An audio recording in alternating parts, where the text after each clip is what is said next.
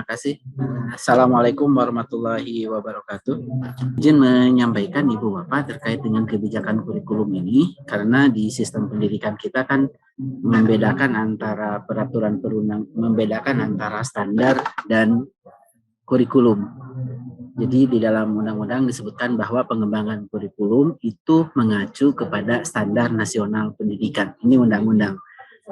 Maka kewajiban pemerintah nanti akan menetapkan kerangka dasar dan struktur kurikulum.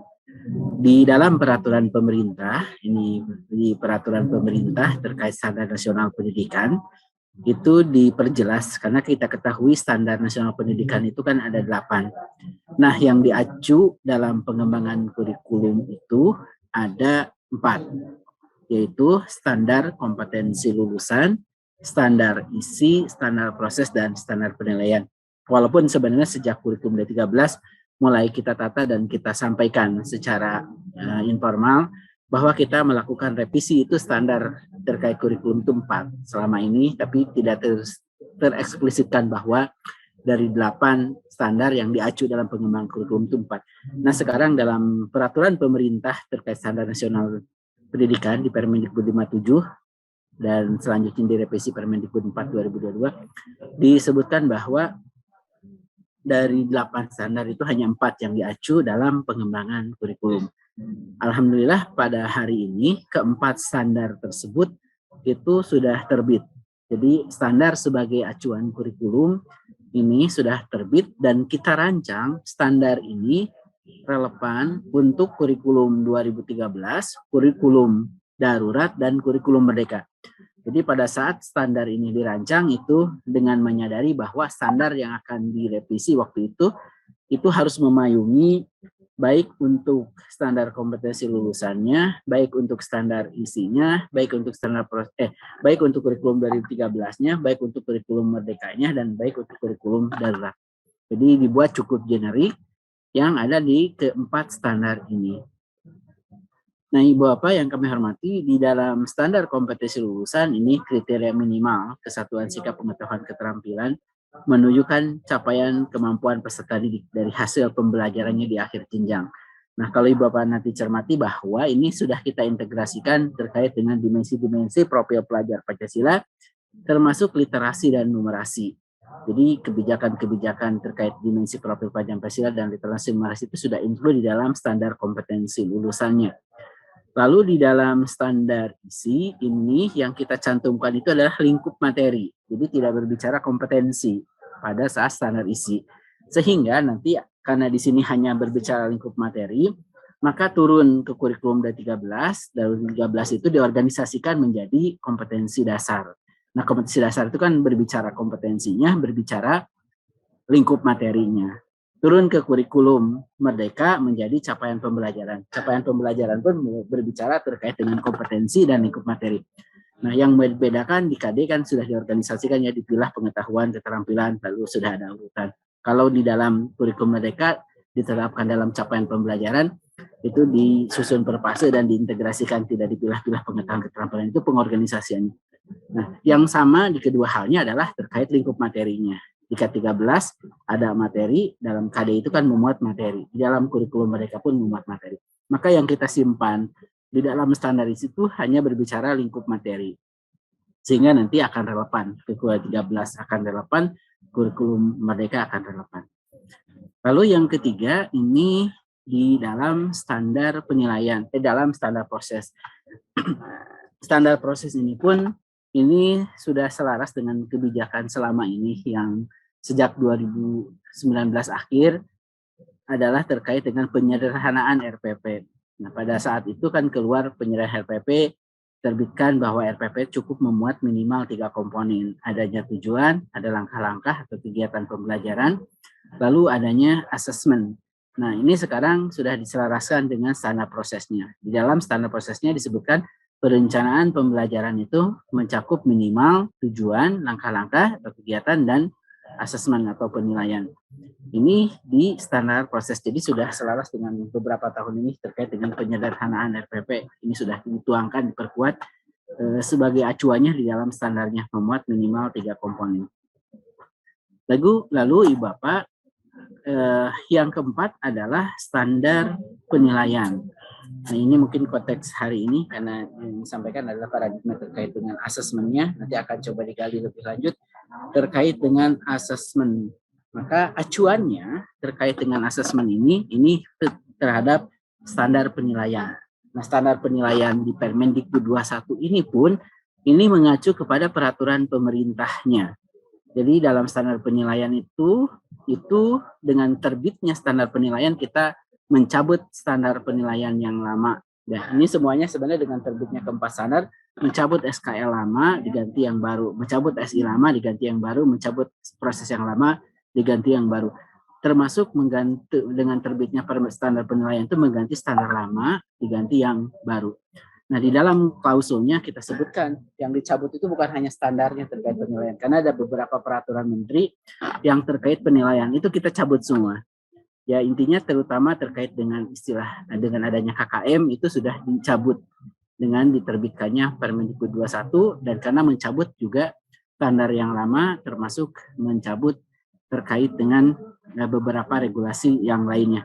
Izin saya tampilkan pencabutannya karena beberapa regulasi-regulasi yang ada itu mengatur terkait dengan penilaian yang bukan hanya ada terkait dengan penilaiannya. Nah, di dalam Permendikbud nomor 21 2022 tersebut ini pasal-pasal permen-permen dicabutnya itu agak beberapa ya. Tadi Permendikbud untuk PAUD kan ada di Permendikbud 137, itu sudah dicabut untuk penilaian. Lalu Permendikbud nomor 35, ini tahun 2015 tentang penilaian hasil belajar, ini pun sudah dicabut. Lalu Peraturan Menteri terkait 23 tentang standar penilaiannya dicabut. Nah, lalu ada peraturan standar penilaian yang diatur dalam Permendikbud nomor 34 ini untuk SMK itu dicabut. Lalu juga ketentuan ujian yang diselenggarakan pendidik yang diatur dalam Peraturan Menteri 43 pun ini dicabut. Jadi inilah yang dicabut ya dengan terbitnya Permendikbud 31 sehingga dengan terbitnya Permendikbud 21 sehingga dengan terbitnya standar tersebut semestinya terkait dengan kriteria ketuntasan minimal pun itu termasuk yang dicabut, termasuk di dalam standar ini menata terkait dengan bentuk asesmen.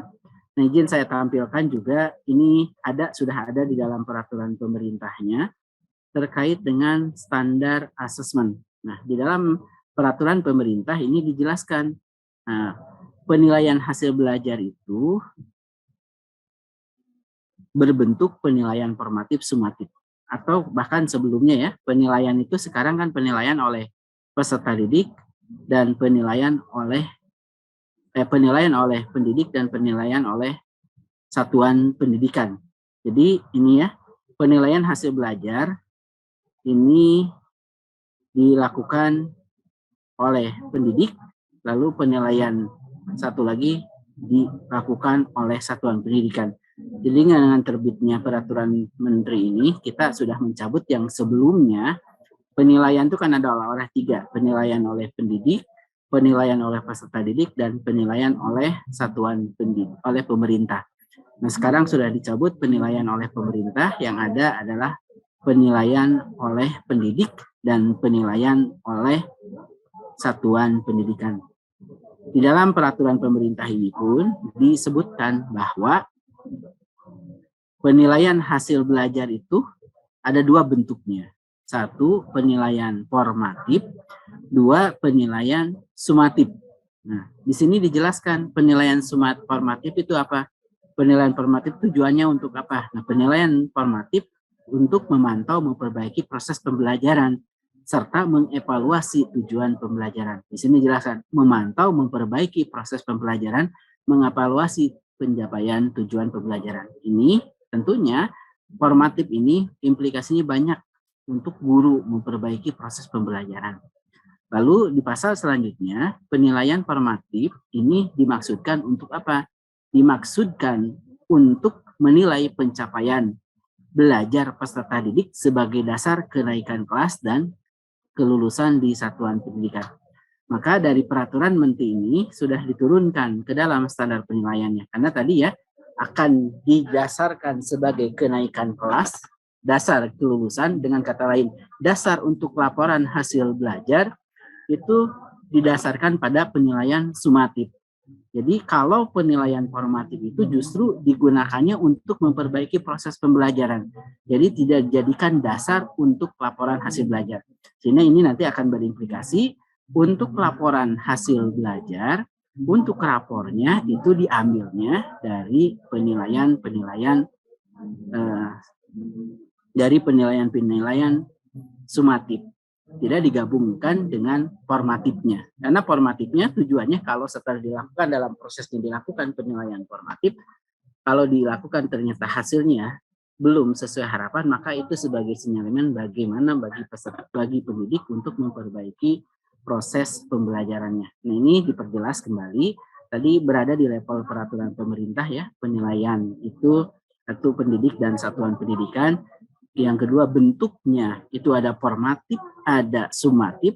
Nah, di sini diperjelas kembali di dalam peraturan pemerintah, di dalam standar nasional pendidikan terkait penilaiannya, penilaian hasil belajar peserta didik ini berbentuk formatif, lalu dilaksanakannya seperti apa dan tujuannya untuk apa. Nah, di sini dijelaskan ya, tujuannya sesuai peraturan pemerintah tadi memantau memperbaiki proses. Sehingga dilakukannya bagaimana? Ini sebenarnya untuk mengumpulkan informasi peserta didik yang mengalami hambatan, kesulitan belajar, dan mengetahui terkait perkembangan belajar siswa. Nah, informasi ini sebagai umpan balik untuk peserta didik mengembangkan kemampuan memonitor proses kemajuan belajar bagian dari keterampilan belajar sepanjang hayat. Jadi bagaimana mengembangkan keterampilan belajarnya. Lalu untuk pendidik merefleksikan dan meningkatkan efektivitas belajar. Nah, barulah penilaian sumatif pada pendidikan dasar dan menengah tujuannya untuk menilai pencapaian peserta didik dasar kenaikan kelas dan kelulusan. Sehingga nanti untuk yang dijadikan dasar laporan hasil belajar atau rapor ini berdasarkan penilaian sumatif. Nah, Ibu Bapak, di dalam panduannya, karena yang diturunkan ke dalam panduan, karena yang didasarkan menjadi penilaian sumatif, nanti dalam panduan kita jelaskan kembali bahwa sebagai dasar nantinya untuk penilaian sumatif, karena bentuknya sudah jelas ada formatif, ada sumatif. Sumatif ini bentuknya, waktu pelaksanaannya, kewenangan satuan pendidikan. Boleh setelah 1 tujuan, 2 tujuan, atau 3 tujuan, atau beberapa tujuan. Sehingga kalau merasa setelah dilakukan penilaian sumatif, mungkin setelah 2 tujuan saya sudah mendapatkan nilai, atau setelah 1 tujuan, atau setelah 3 tujuan, merasa sudah memperoleh nilai terkait dengan tujuan yang ditetapkan. Nah, nantinya bisa jadi mungkin sekolah memutuskan tidak perlu lagi dilakukan ulangan tengah semester, tidak perlu lagi ulangan akhir semester karena sudah diperoleh tujuan. Tapi kalau ada sekolah juga, saya mau ditambah dengan ulangan akhir semester, ya silahkan. Intinya silahkan, waktu pelaksanaan kapan, boleh hanya setelah tujuan saja selesai, nanti tidak perlu lagi UTS, UAS, itu kewenangannya di level satuan pendidikan. Yang penting tujuan yang sudah ditetapkan itu dilakukan asesmennya, dilakukan penilaiannya. Yang pertama itu. Yang kedua, formatif itu bentuk instrumennya tidak mesti bentuk tes tulis. Bisa jadi bentuknya tes tulis, bisa jadi bentuknya tes lisan, bisa jadi bentuknya praktek, bisa jadi bentuknya portofolio. Itu yang ditegaskan dalam panduannya. Jadi kalau selama ini, serasanya kalau belum tes tulis, belum terasa ujian. Nah, sekarang ujian itu bisa jadi ujiannya dalam bentuk praktek, bisa jadi ujiannya dalam bentuk portofolio, bisa jadi bentuknya lisan, bisa jadi bentuknya tulis tadi ya. Jadi bentuknya juga untuk asesmen itu bentuk instrumennya bisa disesuaikan nantinya, tidak mesti bentuknya tulis. Sehingga waktu pelaksanaannya menjadi kewenangan satuan pendidikan, bentuk instrumennya menjadi kewenangan satuan pendidikan, termasuk nanti mengolah laporan hasil belajarnya. Itu menjadi kewenangan satuan pendidikan. Apakah mau di rata-rata atau ada persentase tertentu sehingga nanti hasil raportnya menjadi yang terakhir nanti dicantumkan.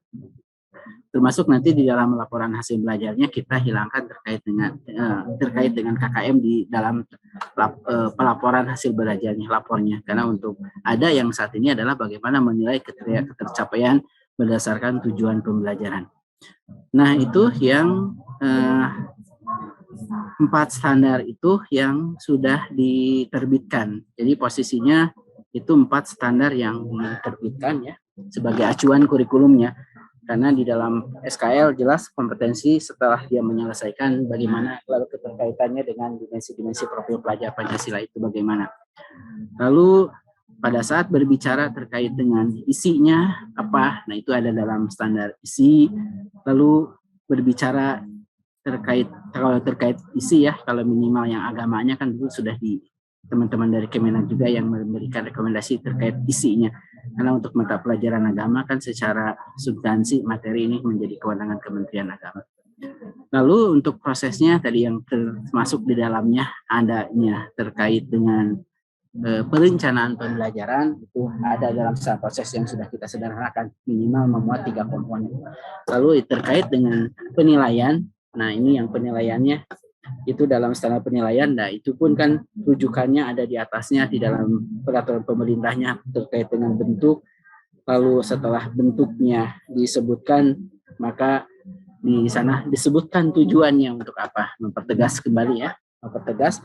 Maka setelah di dalam peraturan pemerintah dan standar penilaian ini ada amanah untuk diterjemahkan lebih lanjut bagaimana bentuk-bentuk pengolahannya terkait dengan asesmen itu.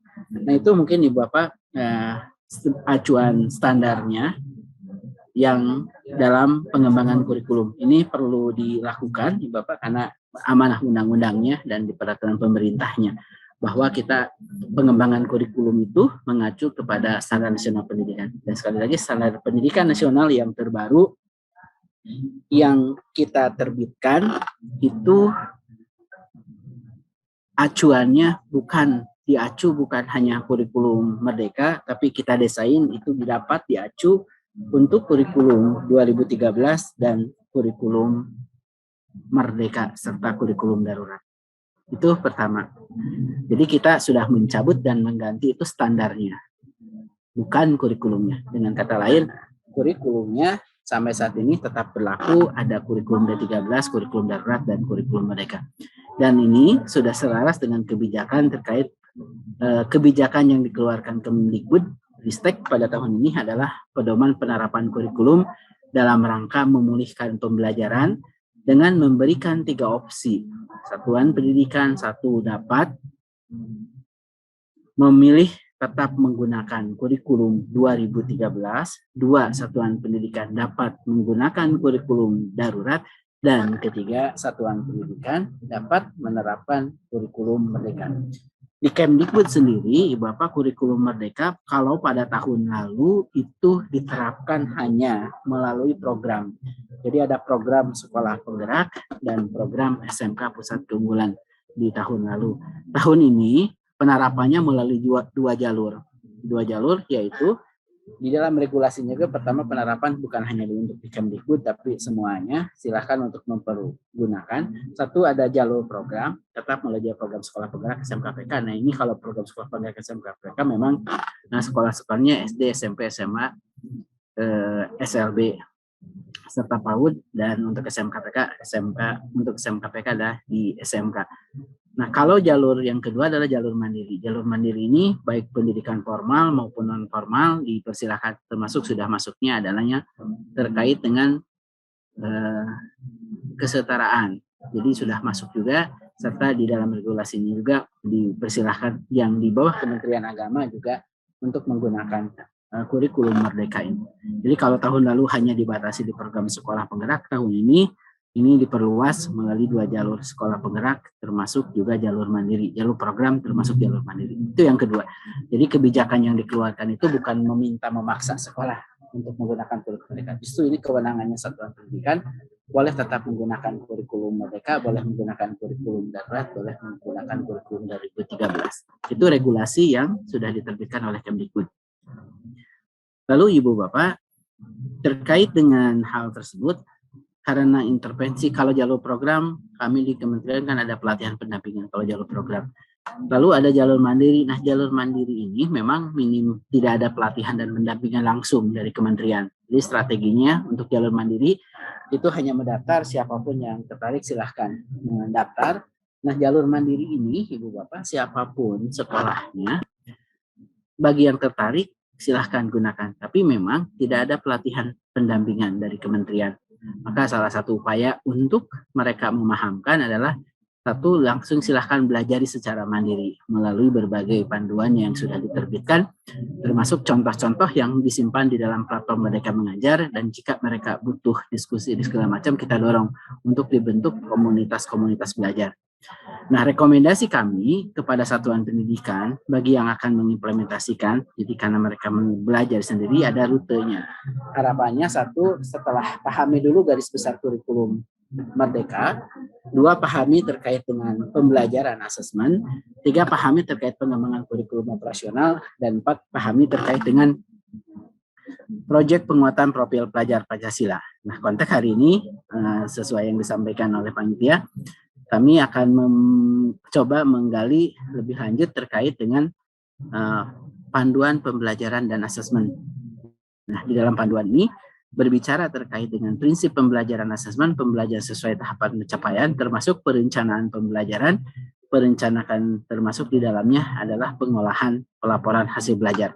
Jadi ini salah satu yang perlu dipersiapkan dibanding di samping yang lain, dan mungkin nanti akan ada yang mengeksplorasi yang lain, bagaimana pengembangan kurikulum operasional di satuan pendidikan, dan bagaimana terkait dengan proyek penguatan profil pelajar Pancasila. Karena yang kebaharuannya adalah terkait adanya proyek penguatan profil pelajar Pancasila. Nah, pada hari ini saya coba eksplorasi terkait dengan pembelajaran dan asesmen pada kurikulum Merdeka yang sudah kita tuangkan di dalam panduan pembelajaran dan asesmen. Nah, di bagian awal memang di dalam panduan itu berbicara terkait dengan prinsip-prinsip pengembangan pembelajaran dan asesmen, apa saja yang harus dilakukan. Lalu selanjutnya berbicara terkait dengan penyusunan perencanaan pembelajaran, dan terakhirnya nanti akan ada pengolahan asesmen. Nah, pada saat berbicara terkait penyusunan perencanaan pembelajaran, di dalam pengantarnya itu kami menyarankan, pertama, perlu dipahami terkait dengan capaian pembelajaran. Jadi sebelum disusun perencanaan pembelajaran, itu langkah-langkahnya adalah terkait dengan hal ini, memahami capaian pembelajaran. Jadi kalau dulu kan sebagai kompetensi yang perlu dikuasai peserta didik itu ditetapkan dalam kompetensi dasar. Nah, sekarang ditetapkan dalam capaian pembelajaran, maka kami sarankan Ibu Bapak pada saat memahami capaian pembelajaran tidak langsung ke dalam capaian isinya, tapi tolong dibahas, dipelajari dulu rasional mata pelajarannya. Di dalamnya itu memuat alasan mempelajari mata pelajaran tersebut kenapa. Lalu keterkaitan antara mapel dengan dimensi profil pelajar Pancasila. Lalu yang kedua, dia berbicara tujuan mata pelajaran. Jadi di dalamnya ada tujuan mata pelajaran, apa saja kemampuan yang perlu dicapai peserta didik setelah mempelajari mata pelajaran tersebut. Sehingga tahu nih, saya setelah pelajaran mata pelajaran ini sebenarnya saya inginnya apa. Ini ada di dalam tujuan mata pelajaran. Lalu ada karakteristik mata pelajaran. Nah, dalam karakteristik inilah yang nantinya kita petakan secara horizontal, secara vertikal. Bagaimana horizontal, setiap horizontalnya itu aja, secara vertikalnya ada gradasinya.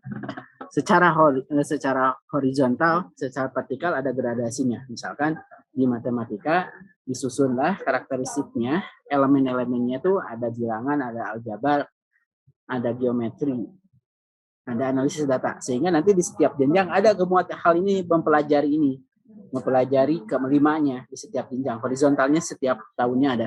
Lalu nanti secara vertikalnya nanti akan berbicara nih, oh di kelas 1 bilangan sampai mana, kelas 2 sampai mana, kelas di fase A sampai mana, fase B sampai mana, fase C sampai mana, fase D sampai mana gitu. Di kelas 2 sampai mana, kelas 4 sampai mana, kelas 6 sampai mana, kelas 9 sampai mana, kelas 10 sampai mana, kelas 12 sampai mana. Itu secara vertikalnya. Nah, secara horizontalnya itu sama di setiap tahun ada nih kelima ini setiap fase ini.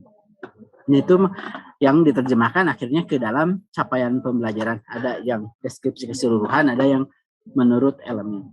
Nah, ini harapannya capaian itu bisa dipahami dengan baik Ibu Bapak untuk terkait dengan kompetensi yang akan dikuasai peserta didik.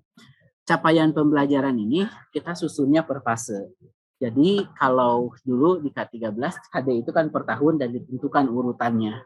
Capaian pembelajaran ini kita tentukannya per fase, kelas 2 akhir. Intinya kemampuan di akhir kelas 2 kemampuan di akhir kelas 4, fase di akhir kelas 2 itu disebut fase A, fase B di akhir kelas 4, fase C di akhir kelas 6, fase D di akhir kelas 9, fase F di akhir kelas 10, dan fase F di akhir kelas 12.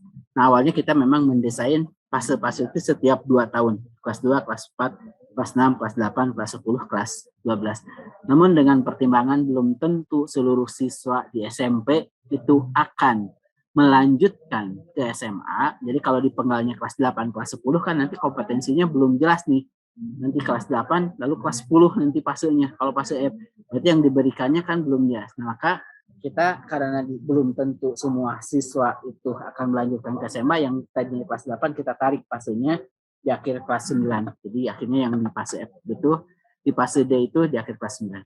Nah, inilah kompetensi yang perlu dikuasai di akhir kelas 2, di kelas 4, kelas 6, kelas 9, kelas 10, kelas 12. Nah, kita menetapkan kompetensi ini di akhir fase, sehingga Ibu Bapak, kalau dulu KD itu sudah berbicara lingkup dan urutan, ya. KD itu kan 31, 32, 33, 34. Dia berbicara lingkup, materinya apa, kompetensinya apa, dan urutan. 31, 32, 33, 34. Berbicara lingkup dan urutan. Kalau sekarang capaian pembelajaran itu berbicara lingkup materinya. Urutannya itu yang diberikan kepada satuan pendidikan. Yang penting nanti di akhir kelas 2 menguasai ini, di akhir kelas 4 menguasai ini. Kalau diibaratkan perjalanan kan, kalau KD itu sudah ditentukan tujuannya di mana, rutenya itu lewat mana. Misalkan kalau tujuannya ke Bandung dari Jakarta, sudah ditentukan rutenya lewat Cipularang. Kalau sekarang Bapak, kita hanya menetapkan yang penting sampai ke Bandung. Rutenya itulah yang secara prinsip diberikan kewenangannya kepada satuan pendidikan membuat rute yang terbaik, cara yang terbaik untuk mencapai tujuan tersebut. Inilah yang menjadi kewenangan di satuan pendidikan. Jadi itu yang di dalam capaian pembelajaran. Jadi capaian pembelajaran itu adalah kompetensi yang nanti di akhir fase, urutannya mencapainya diberikan kewenangan kepada Ibu Bapak. Maka Ibu Bapak setelah memahami capaian pembelajaran, karena kewenangan urutannya itu kepada Ibu Bapak, maka Ibu Bapak nanti mulailah merumuskan tujuan-tujuan pembelajaran. Untuk mencapai Bandung itu bagaimana sih, apa saja yang indikator-indikator yang bisa saya sampai Bandung. Apa saja, sehingga ketahuan nih indikator-indikator untuk mencapai capaian itu apa saja. Maka dirumuskanlah tujuan-tujuan pembelajaran ini. Nah, setelah disusun rumusan tujuan-tujuan, baru diurutkan yang disebut alur. Jadi Ibu Bapak sebenarnya menyusun alur.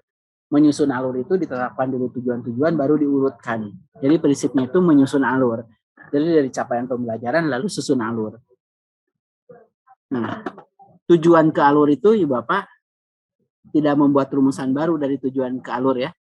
Jadi dari tujuan ke alur tuh ada tujuan misalkan tujuannya ada 5, nah alur itu tinggal mengurutkan tujuan 1, tujuan 2, tujuan 3.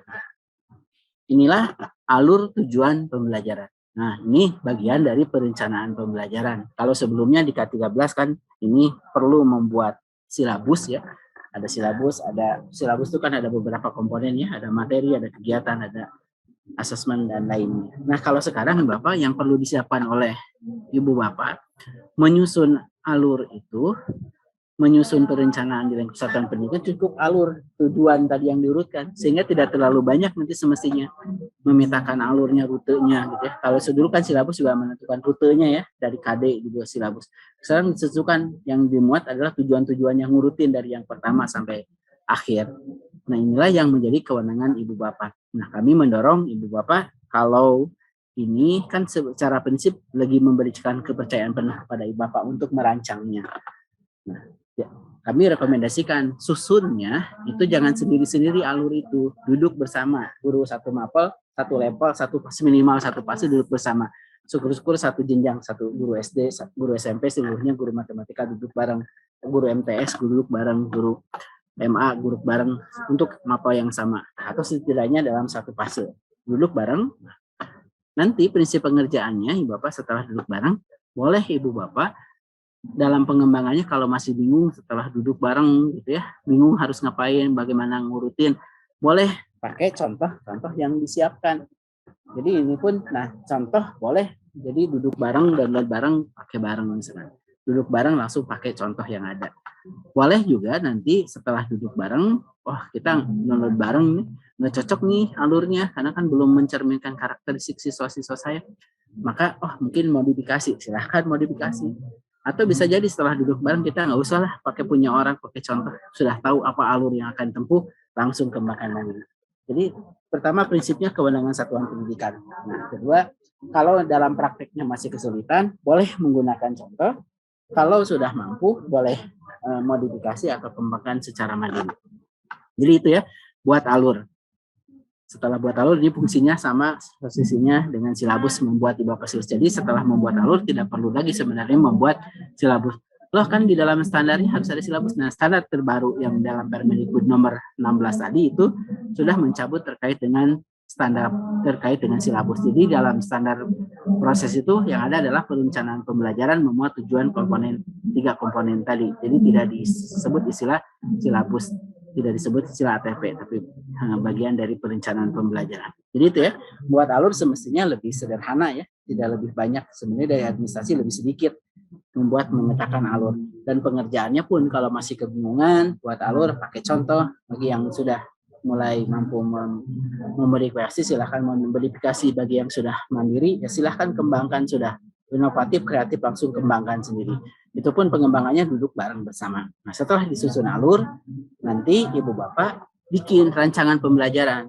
Rancangan pembelajaran itu boleh dalam bentuk RPP atau boleh modul ajar. Kalau memang belum sanggup buat modul ajar, ya dalam bentuk RPP. RPP pun kan sudah ditegaskan memuat minimal 3 komponen: tujuan, langkah-langkah, asesmen. Tujuan dari mana? Tadi kan sudah membuat alur, ambil tujuannya. Lalu asesmennya sesuaikan dengan tujuan. Tujuannya misalkan, tujuan di olahraga hanya mempraktekkan renang. Merasa asesmen itu hanya cukup dengan uji praktek, ya udah cukup 1 dengan praktek. Jadi lihat tujuannya, asesmennya itu tidak usah dipaksakan harus ada pengetahuan, keterampilan sikap, tapi lihat tujuannya. Kalau tujuannya yang disusun itu lebih menuntut kemampuan keterampilan praktek, misalkan berenang, ya udah cukup dengan lihat praktek renang, tidak dilakukan ujian tertulisnya. Itu jadi 3 komponen tadi ya, ada tujuan, ada langkah, asesmen. Semestinya ini kan sudah selama ini pasti bikin ya pada buat, jadi semestinya bukan beban baru. Kalau memang satuan pendidikannya mampu nanti, setelah tahun ini misalnya RPP dulu, tahun depan kita buat modul ajar aja yuk. Modul ajar itu dengan RPP-nya agak bedanya adalah di lingkup materinya tadi, di dalam langkah-langkahnya, di dalam kegiatan pembelajaran. Kalau untuk RPP itu kan tadi mungkin dalam langkahnya hanya instruksi-instruksi gitu. Nah, kalau dalam modul ajar ini agak memuat materi yang komprehensif, seperti cuplikan-cuplikan buku teks, sehingga mungkin ke depan gitu Bapak sudah tidak perlu lagi nyari buku teks karena sudah membuat modul ajar, karena sudah dicuplik nih, dari materi misalkan materi geometri, dari buku ini loh materinya, dari internet ini sudah diramu oleh Bapak menjadi modul ajar. Nah, ini modul ajar pun makanya disebut RPP. Nah, sekali lagi yang perlu diwajib itu perencanaan pembelajaran, boleh RPP, boleh modul ajar. Jadi jangan diperumit gitu, jangan memperumit itu, maksudnya jangan sampai disuruh bikin ATP juga, silabus juga, modul ajar juga, RPP juga, itu kan malah memperbanyak pekerjaan administrasi. Semestinya cukup alur, ya sudah cukup. Ini kan semestinya dari segi administrasi lebih sederhana, ada alur, ada RPP atau modul ajar. Nah, itu yang perlu nanti disiapkan oleh satuan pendidikan. Jadi inilah perencanaan pembelajaran Bapak ya. Jadi setelah memahami capaian, dibuat alur, dibuat RPP atau modul ajar. Bagaimana cara RPP selama ini kan Bapak bikin buat ya. Mana tujuan, mana langkah-langkah, mana asesmen. Modul ajar bagaimana bedanya apa dengan RPP? Modul ajar makanya disebut modul ajar, itu disebut RPP plus karena dia memuat materi yang cuplikan-cuplikan, dan kewajiban Bapak itu salah satu aja pilih. Kalau mungkin tahun ini belum sanggup membuat modul ajar, ya buatnya RPP dulu. Kalau secara bertahap saya ke depan nih ingin punya modul ajar sendiri nih, supaya saya tahu nih, kalau ngajarin itu udah tahu nih materinya apa segala macam apa sebagai pegangan saya, udah kembangkan modul ajar secara bertahap, sehingga bisa jadi nanti kalau Bapak sudah pada mampu mengembangkan modul ajar sendiri, sudah tidak tergantung nyari buku teks yang mengajarin itu, karena Bapak sudah meramu materinya sendiri-sendiri gitu. Itu yang di dalam perencanaan pembelajaran. Jadi ya pahami capaiannya, setelah capaian buat alur nanti. Setelah alur kan baru bikin rancangan pembelajaran. Sekali lagi, dari tujuan ke alur itu tidak membuat rumusan baru, tapi mengurutkan saja, mengurutkan tujuan-tujuan, itulah alur tujuan pembelajaran baru rancang RPP. Semestinya ini kan lebih sederhana, menyusun alur, setelah itu membuat RPP semestinya bisa lebih sederhana. Menyusun alur pun sebaiknya kolaborasi, tidak sendiri-sendiri, baru nanti pada saat RPP atau belajar mungkin masing-masing pendidik yang mengembangkan. Itu yang kita tuangkan di dalam perencanaan pembelajarannya. Nah, sekarang Ibu Bapak, kita rancang terkait struktur kurikulumnya. Kenapa di dalam struktur kurikulum itu kan ada intra, ada proyek penguatan profil pelajar Pancasila. Mungkin saya ingin tunjukkan juga mulai. Yang paling dampak mungkin kalau di SD itu guru agama ya. Yang di SMP seluruh guru mata pelajaran. Jadi kita menyajikan dalam struktur kurikulumnya seperti ini, justru untuk mempertimbangkan beban mengajar guru. Awalnya kita hanya menyimpan intranya di sini, alokasi proyek itu disimpan di bawah seluruhnya. Maka untuk menjaga guru itu tidak kekurangan jam, ini pendidikan agama, kalau sebelumnya K13 4 jam, sekarang juga inputnya otomatis 4 jam. Jadi untuk keperluan Dapodik itu kita langsung sepakat total 4 jam. Ini kita repot-repot menyimpan alokasi proyek disimpan di setiap kanan ini adalah untuk menjaga beban kerja guru itu tetap. Jadi agama yang sebelumnya 4 jam di K13 sekarang 4 jam lagi. Ini yang diinput dalam Dapodik itu udah total dari intra dengan proyek penguatan profil pelajar Pancasila. Ini untuk menjaga beban kerja guru itu tidak berkurang. Jadi nanti mohon terutama guru agama, mohon ke Kandidat di Kemenag sampaikan mapel agama di kelas berapa yang berkurang alokasi waktunya. Karena kita menjaga beban mengajarnya itu justru tetap terutama agama nih. Kita menjaga sama antara K13 dengan kurikulum merdeka total untuk keperluan Dapodik itu ini yang kanan 4 jam. Jadi di kelas 2 kalau sebelumnya K13 4 jam, sekarang kita jaga 4 jam. Inilah kita repot-repot nyimpan profil pelajar Pancasila ini di samping kanan untuk menjaga beban kerja guru itu tidak berkurang. Nah, kalau untuk SD mungkin ya mapelnya tidak berpengaruh karena guru kelas, kecuali guru agama. Nah, guru agama makanya kita jaga nih. Dan jaga kita tetap supaya beban mengajarnya tidak berkurang. Jadi inputan Dapodik nanti mohon disandingkan dengan K13. Ini yang total yang diperhatikannya untuk keperluan Dapodik untuk pengakuan beban mengajar guru itu. Inilah yang repot-repot kita nyimpan alokasi proyek di samping kanan ini untuk menjaga beban kerja gurunya ini sama. Itu yang SD. Untuk SMP ini untuk kita jaga untuk seluruh mata pelajaran yang lain, SMP atau MTS. Kalau agama sebelumnya kan ini ya, agama sebelumnya K13 3 jam, kita jaga tetap 3 jam. Jadi yang diinput Dapodik dan input beban mengajar itu bukan yang 2 jamnya, tapi 3 jamnya. Total dari intra dan alokasi proyek. Ini otomatis yang 3 jam nih. Agama SMP 3 jam, matematika 5 jam, IPA 5 jam, IPS 4 jam. Jadi nanti SD SMP terutama mohon nanti sandingkan kalau emang berkurang mapel apa. Nanti mohon bantuan ditunjukkan untuk yang mapel tersebut. Jadi kita menjaga totalnya jam itu terutama guru-guru agama itu sama antara K13 dengan kurikulum merdeka. Dengan yang diinput Dapodik itu adalah total dari intra dan proyek yang paling kanan tadi. Itu terkait dengan alokasi jam, terutama untuk guru-guru agama ya, karena kita justru menjaga alokasi keperluan Dapodik untuk pengakuan beban mengajar itu kita jaga sama, sehingga totalnya adalah yang diinput bukan yang intranya, tapi yang diinput total intra dan proyek, diinput total yang keseluruhan, nah itulah yang diinput. Dan ini sudah berjalan 1 tahun, jadi yang agama itu tetap alokasinya tidak ada berkurang, alokasi waktu jam. Lalu yang kedua terkait dengan program sekolah penggerak, nah ini memang pada tahun awal itu kan ada intervensi-intervensi. Nah ini akan berkurangnya kan sama juga yang angkatan 2 tahun ini kan masih agak nilainya cukup signifikan. Di tahun kedua itu mulai berkurang. Jadi akan berlaku semua. Sebenarnya di tahun pertama akan cukup banyak, di tahun kedua akan mulai berkurang anggaran yang diberikannya. Jadi tahun pertama misalkan asalnya 130, tahun kedua akan 90. Nah begitu pula yang angkatan 2, tahun pertamanya ini akan 130, tahun keduanya akan menjadi berkurang. Nah Ibu Bapak, salah satu yang kita seleksi dan ini sebenarnya 80% lebih yang kita lakukan terkait yang mengikuti program, miskonsepsinya adalah mereka mengejar program adalah mengejar dana. Padahal tujuannya bukan itu. Ternyata di atas 80% justru mengejarnya malah ke dana. Padahal harapannya yang dipimpin, yang diseleksi pimpinan satuan pendidikannya dengan berbagai kondisi, karena program ini kita tidak menyeleksi sekolah. Jadi banyak yang sekolahnya bagus, yang nggak lolos, sekolah yang biasa lolos. Karena yang diseleksi itu pimpinan satuan pendidikan.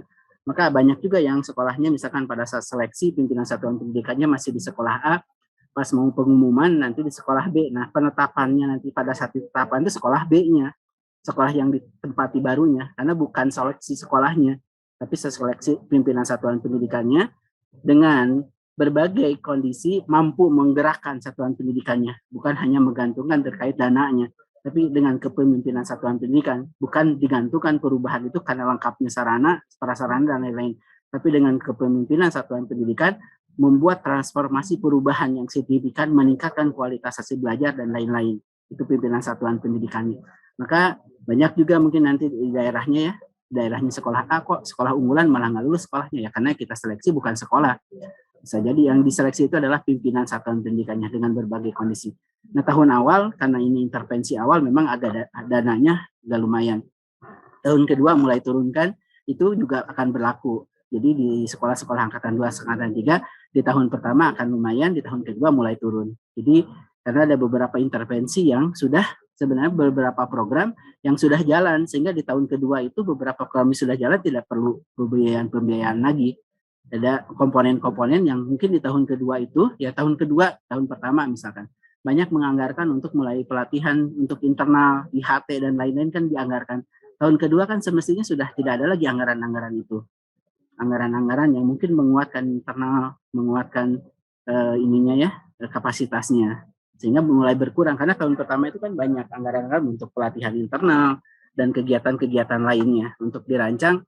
Bagaimana seringkali kan ada yang dianggarkan untuk membuat brosur dan lain-lain lah ya, untuk seminar, untuk pelatihan internal tahun pertama. Tahun kedua kan ini sudah berjalan, anggaran-anggaran itu pun sudah dirasa mungkin tidak terlalu diprioritas, tidak menjadi dianggarkan kembali. Maka tahun kedua itu memang mulai menurun anggaran yang dialokasikan. Dan sekali lagi semestinya program ini bukan dirancang untuk penggarangan dana ya, tapi memang justru yang kita seleksi itu benar-benar pimpinan satuan pendidikan yang dengan berbagai kondisi mampu membawa satuan pendidikannya menuju lebih baik dalam transformasi pembelajaran. Makanya tadi kemarin dalam seleksinya si A bisa saja sekolah A pas saat lolos pindah ke B ya sekolah B yang ditetapkan, bukan sekolah A-nya. Dia mengikutinya nanti di sekolah B-nya sebelum penetapannya. Itu yang terkait dengan dananya. Lalu terkait dengan buku, Ibu Bapak. Pertama kalau untuk buku yang dibeli, terutama ini untuk yang digunakan menggunakan dana pemerintah. Ini karena ada undang-undang perbukuan. Ini juga sebenarnya buku itu kenapa untuk menggunakan dana pemerintah harus lolos di penilaian. Nah tahun ini bukunya baru yang disusun oleh pemerintah, yang dinilai oleh pemerintah, yang disusun oleh pemerintah. Ke depan, kalau ini sudah berjalan, kan buku akan dibuka kembali. Sekolah-sekolah penerbit-penerbit itu mengajukan kepada kementerian untuk menilai, dan yang lolos penilaian itu yang bisa dibeli. Nah ini penting Bapak, karena banyak beberapa kali terjadi, buku-bukunya kan berapa kali, buku yang seringkali bermasalah sampai saat ini, buku-buku yang beberapa kali kalau Bapak beredar ya, ada ajaran sesat, ada lain-lain, itu buku-buku yang belum lolos penilaian oleh pemerintah, belum dijaga kualitasnya. Nah, kalau buku ini sampai kepada Ibu Bapak langsung diajarkan begitu saja, belum dinilai kualitasnya, terutama apalagi agama ya, hal-hal sensitif, mengajarkan tanda kutip aliran sesat dan lain-lain, belum dinilai. Nah, kita bagaimana memonitor terkait dengan hal ini? Maka undang-undang mensyaratkan kalau ini menggunakan dana pemerintah, sebelum digunakan, buku itu dilihat dulu, dinilai dulu. Sebenarnya kan nanti kita mau buka semua sekolah-sekolah penerbit, siapapun silahkan ke depan mengajukan penilaiannya, yang lolos silahkan digunakan. Karena buku ini kalau isinya keliru dan digunakan, meluruskannya lagi menjadi sulit nantinya. Maka peran pemerintah harus hadir menyeleksi buku-buku. Karena kalau buku-bukunya tanda kutip isinya keliru terus belum sudah boleh digunakan siapapun asal pakai, nih khawatir kalau mungkin ibu bapaknya mempunyai kompetensi menyeleksi, ya bagus, mungkin nggak bisa langsung identifikasi ini keliru, tapi masih banyak sampai saat ini buku salah diajarkan juga kepada guru, kepada siswa, masih terjadi banyak. Nah, makanya peran pemerintah harus hadir menjaga kualitas buku agar yang diberikan kepada siswa ini eh, benar-benar terjaga kualitasnya. Jadi prinsipnya adalah melakukan penilaiannya terhadap isi kualitas dari bukunya. Karena kemarin kan beberapa tahun terakhir ini kan seringkali ada bukunya kok masalah, segala macam masalah, itu setelah diidentifikasi belum lolos penilaian kita. Isinya ajaran sesat dan lain-lain ya, materinya keliru, ternyata itu belum sempat dinilai oleh kementerian. Nah, kalau ini dibiarkan berarti kan membiarkan juga ini kualitas dari buku ini sampai ke sekolah, dan kita pemerintah kan tidak bisa lepas tangan itu dalam undang-undangnya, makanya perlu dilakukan penilaian. Nah, terkait dengan di kurikulum Merdeka, Ibu Bapak, buku ini kan sebagai salah satu sumber. Buku walaupun disusun semester, misalkan di dalam buku kelas 10, di kelas 7, misalkan diajarkan kelas 7-nya ada belajar bilangan bulat, lalu ada geometri, ada struktur aljabar, dan lain-lain. Lalu Ibu Bapak merancang tadi alurnya, ternyata dalam buku itu dari 10 bab itu hanya cocok 3, ya udah ambil 3 bagian saja, nggak usah diajarkan pun penuh-penuh. Kalau selama ini kan seringkali buku ikuti full, kurikulum itu sama dengan buku diajarin penuh. Kalau sekarang, lihat Ibu Bapak rancangan tujuan yang Ibu Bapak susun. Kalau dalam buku itu yang relevan, misalkan Ibu Bapak merancang bukunya ada 10 bab, misalkan atau 8 bab. Dalam rancangan Ibu Bapak, misalkan Ibu Bapak merancang yang cocok itu hanya 2. Misalkan di dalam buku matematikanya ada struktur aljabar, ada berbicara terkait statistika. Rancangan Ibu Bapak ngajarin aljabar dan statistika itu ada di kelas 8, sedangkan bukunya kelas 7. Berarti ajarkan, pilih yang sesuainya saja, nggak usah diajarkan yang tidak sesuai dengan rancangan Ibu Bapak. Jadi benar-benar memilih rancangan itu mengajarkan yang sesuai, jadi tidak perlu ikutin bab yang sama. Karena sekarang kewenangan Ibu Bapak yang menentukan urutannya. Ibu Bapak merasa, oh aljabar nanti saya ajarin nanti di kelas 8, berarti tidak perlu diajarkan dulu bukunya, dipilah dulu yang kelas 7-nya yang relevan, yang bisa diberikan. Jadi sekarang satu membedakan kalau peran kemerdekaan ya sebenarnya meramu materi isinya dari berbagai sumber, silakan. Nah, sekarang peran pemerintah terkait dengan buku yang dibeli disiapkan oleh sekolah, kita ingin menjaga Ibu Bapak membeli buku adalah buku-buku yang sudah lolos penilaian, sudah dijamin kualitasnya, karena kita tidak ingin sekolah membeli buku yang kualitasnya itu belum jelas. Nah, maka ke depan kan selama ini pun berlaku terkait buku ini, setelah kalau tahap awal ini kan memang baru siapkan pemerintah. Secara bertahap kan biasanya ada penilaian dari berbagai penerbit, silahkan ajukan ke pemerintah. Nah, buku-buku itu boleh setelah lolos penilaian boleh digunakan. Yang lolos penilaian, karena kita tentu ingin melihat nih bagaimana isinya, karena jangan sampai ada isi-isi yang keliru. Mohon maaf juga, beberapa kali buku yang terjadi ke kita pada saat terima gitu, buku itu yang penerbit seringkali mereka nggak tahu isi yang ditulisnya, karena mereka yang menyusunnya bukan hasil penulis, asal gabung oleh para editor, digabung materi nggak tahu isi apa yang ditulisnya pada saat kita gali. Nah, itulah kita tidak ingin hal-hal yang tidak kualitas itu sampai kepada peserta didik, apalagi menggunakan anggaran dari pemerintah. Nah, kalau dalam proses pembelajarannya sekarang Ibu Bapak, buku ini kan sebagai salah satu sumber. Bisa jadi Ibu Bapak kalau yang sudah pandai meramu berbagai materi, membedakan mana yang baik, mana yang benar, mana yang salah, bisa diramu nih, bukan hanya dari buku teks, ramu dari internet, ramu dari berbagai sumber, sehingga nanti dituangkan ke dalam perencanaan pembelajarannya. Itu yang terkait dengan buku ya. Jadi kita dalam Undang-Undang Perbukuan ingin menjaga kualitas buku yang sampai. Pada saat menggunakan anggaran pemerintah, buku yang sampai itu adalah buku yang sudah dijamin kualitasnya. Lalu dalam Ibu Bapak menggunakan buku, harus pandai-pandai perencanaan yang dituangkan itu sesuai dengan perencanaan Ibu Bapak. Kalau dalam bukunya belum diajarkan waktunya, ya jangan dulu diajarkan. Sesuai dengan, bisa jadi buku dalam bab 1, 2, 3, 4, 5, Ibu Bapak mengacak, oh saya mau yang pertama bab 5, mau yang kedua bab 2, bab ketiga bab 4. Boleh diacak, silakan sesuai perencanaan Ibu Bapak. Itu terkait penggunaan bukunya. Lalu terkait ini ya, asesmen di awal pembelajaran. Nah, Ibu Bapak, makanya kami rekomendasikan tadi mohon dibaca terkait dengan panduan pembelajaran asesmennya. Jadi di dalamnya sana, ini di dalam Kepmennya pun kemarin istilahnya asesmen diagnostik. Nah, sekarang kan kita agak lebih menyematkan asesmen di awal pembelajaran. Ini sudah kita atur di dalam keputusan menterinya, termasuk kita atur di dalam panduannya. Jadi dari dalam panduannya Asesmen di awal pembelajaran itu sebenarnya kan bagian dari formatif untuk mengetahui apa perencanaan nanti itu pembelajaran yang tepat bagi siswa. Dan ini pun nanti akan digunakan oleh ibu bapak tentunya. Di sini akan ada penjelasan-penjelasannya. Asesmen formatif, asesmen yang bertujuan memberikan informasi umpan balik kepada peserta didik untuk memperbaiki proses pembelajaran. Nah, ada di antaranya nomor 1, asesmen di awal pembelajaran yang dilakukan untuk mengetahui kesiapan peserta didik untuk mengetahui materi dan capaian tujuan pembelajaran yang dilaksanakannya. Asesmen ini termasuk kategori asesmen formatif karena ditujukan untuk kebutuhan guru dalam merancang pembelajaran, tidak untuk keperluan penilaian hasil belajar. Ini yang dipertegas ya. Jadi untuk perencanaan ya ini menewaskan guru, ya gurunya guru bahasa Indonesia, ya gurunya guru IPA, ya gurunya guru IPS, ya melakukan hal ini untuk apa? Inilah yang dilakukan untuk mengetahui kesiapan peserta didik dan untuk mempelajari materi yang tepat dan mencapai tujuannya, sehingga ibu bapak menetapkan tujuan pembelajaran itu ya berdasarkan hasil awal ini. Jadi asesmen di awal ini pun ini bagian formatif yang bukan untuk keperluan penilaian hasil belajar yang dilaporkan, tapi untuk melihat kesiapan peserta didik, dan ibu bapak akhirnya udah tahu kesiapan peserta didik, kondisi awal peserta didik, akhirnya menetapkan tujuan pembelajaran itu ya berdasarkan kesiapan awal. Jadi ini diperuntukannya ya bukan asesmen di awal pembelajaran ini ya untuk seluruh mata pelajaran. Kita dorong untuk melakukan hal ini sehingga ibu bapak dapat menetapkan tujuan pembelajaran itu ya berdasarkan kemampuan awal anak gitu. Kita kan sudah menarik nih akhirnya di sini kita tarik dari awal anak nih, dari akhir itu ditarik ke awal anak. Itu yang dilakukan untuk di asesmen di awal pembelajaran. Nah, ini sudah dituangkan sepertinya di dalam panduan pembelajaran asesmen ya. Harapannya ibu bapak dapat membaca di sini ya, pembelajaran pendidik melakukan asesmen di awal pembelajaran untuk menilai kesiapan individu peserta didik untuk mempelajari materi yang dirancang, dan ini ada cukup lengkap sepertinya ya.